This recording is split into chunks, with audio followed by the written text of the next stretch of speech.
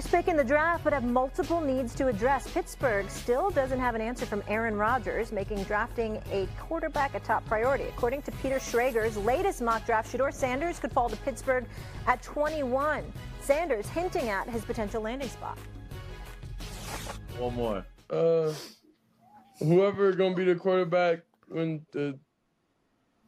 for DK Metcalf and George Pickens, whoever that is. For sure. Interesting. DK Metcalf, not a bad guy to be thrown to. Snoop, what do you think that your Steelers should do? You think they should take Shedeur? If he's around, Yeah. I mean, I don't think he's going to be around, 21st pick. I don't think so either. You know, they're doing a lot of talking, but I don't think somebody's going to let him stay around that long. But if he is available, I take him. You know what I'm saying? We got to have something back there to get the ball to these, pieces that we put to the puzzle.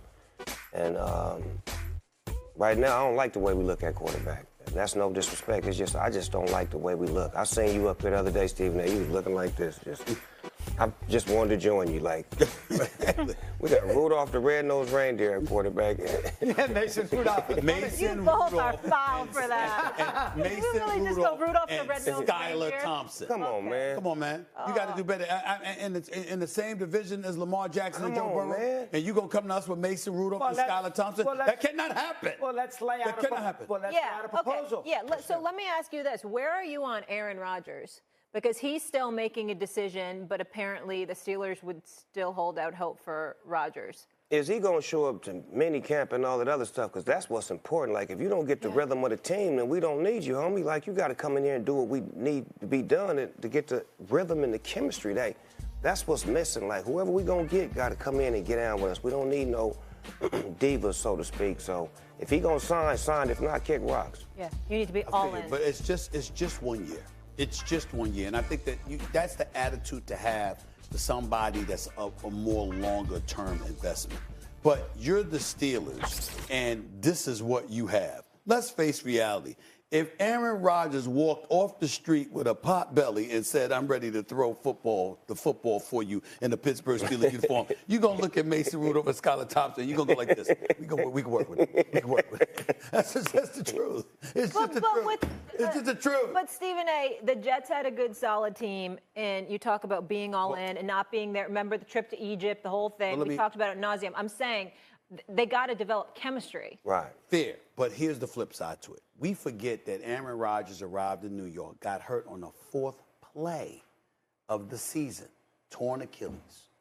Comes back. Last year when he came back, they say it's usually going to take you a full 2 years to get 100%. So we got to remember that last year, in a recovery year, with them not looking great, with him making some uncharacteristically bad throws at times, he still threw 28 touchdowns. He still threw for 4,000 yards. I'm just saying, the point is that on a bad day, he's better than 15 quarterbacks in the league. Stephen A., that was a blockbuster trade. When they brought him in, it was supposed to deliver a Lombardi. Molly. Yeah. Now we're talking about 28 touchdowns.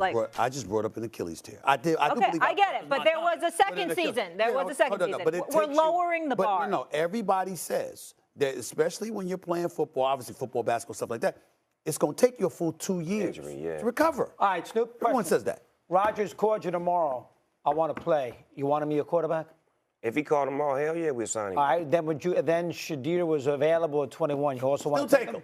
I'm going to take both of them? Just take them. Okay, that's the answer. What do you think the Steelers should do? I think that very well could happen. Both. I think they get Rodgers for a year if he decides to play, which I think he will. And then I think Shedeur still could be there at 21 and take him.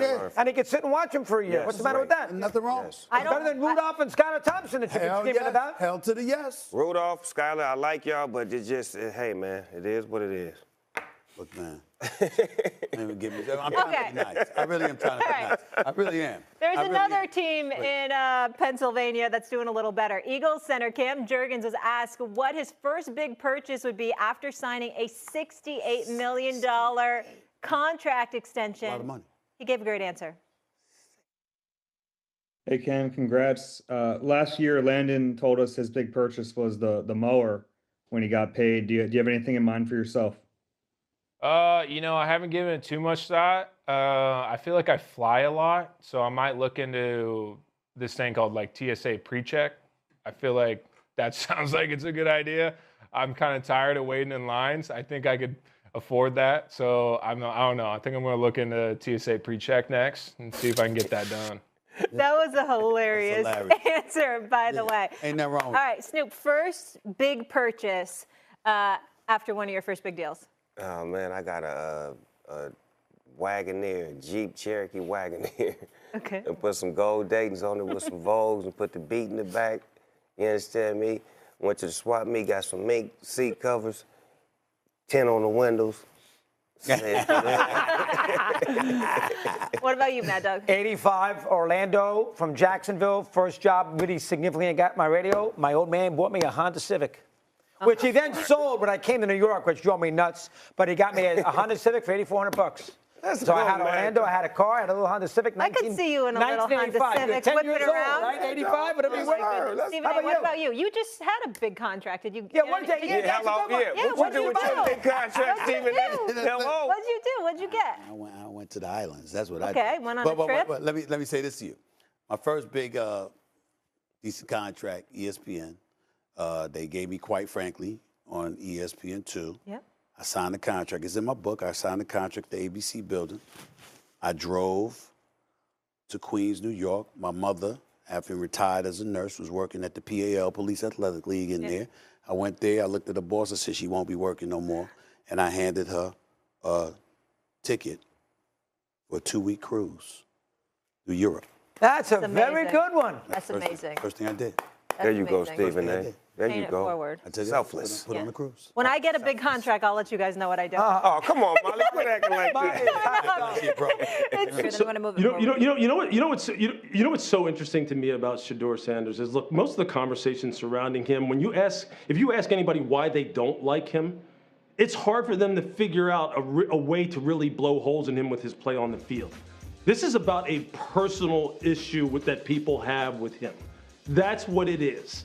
This is all off the field type of stuff, personality, how he comes off, how he presents himself, whatever it is that rubs people the wrong way. Because if you're talking about decision-making, accuracy, movement in the pocket, protecting the football, enough horsepower to drive the football at all 3 levels, the amount of stuff that was put on him pre-snap in terms of him being able to change protections, change route combinations, decipher what coverages are post-snap, you can't blow holes in him in that way. You can't.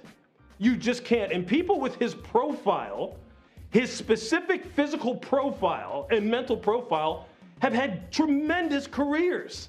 So if someone could just make a credible argument to me about what it is that they don't like about his physical traits and how he plays the position, I'd love to hear it. Well, one, Lewis, now I don't know, I'm not an expert, you are. One is the 99 sacks that he took as a player. And number 2, everybody. Do you know how many? Doggy, do you know how bad his offensive line was? Do you know how many free runners he had coming at him? He had at a rate that no other quarterback in FBS had coming at him. See, these are the kind of nuanced statistics that people ignore. They just look at the sacks and go, see, he holds the ball too long. Lewis, hold on, because I got a question. I'm not debating with you. I got a question. Yeah. I get where you're coming from. I suspect you're right. We're hearing anonymous evaluators in the National Football League to use the example of the offensive line, which we all saw. We all saw him getting slaughtered, particularly last year, more so than this past season when they were 4-8, okay? We've seen him get beat up, and they're saying it's primarily